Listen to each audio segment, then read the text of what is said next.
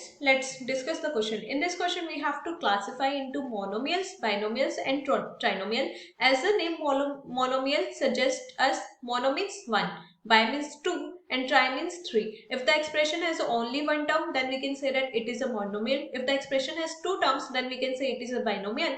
And if it has three terms, we can say it as trinomial. So in the first, we are looking at this is 4 of y minus 7x, which means this expression has two terms. If it has two terms, so we can consider this is a binomial. So this is a binomial. So now we are considering about the second, which is y square, and in this only one term is there, which is y square, and if only one term is there, so it is a monomial. Now third, in the third we have three terms, which is x plus y minus xy. So three terms are xy and minus xy. If the terms are three, so we can say that this expression is trinomial. This expression is trinomial. Now the next is 100. This expression has only one term, that is 100. So we can say that this is a monomial. Now next is this AB minus A minus B. So this expression has three terms, which is AB minus A and minus B. So it is called as trinomial. Now next is 5 minus 3t. So this expression has two terms, one is 5 and the another is 3t. So we can say this is a binomial.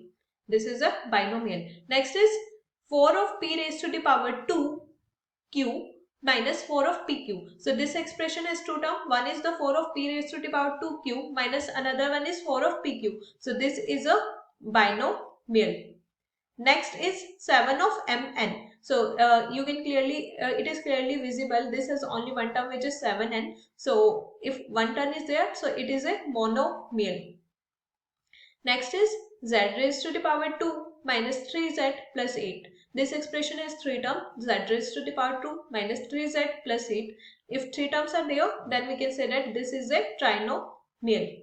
Next is a raised to the power 2 plus b raised to the power 2. This expression has two terms. One is a raised to the power 2 and the other is b raised to the power 2. So this is a binomial.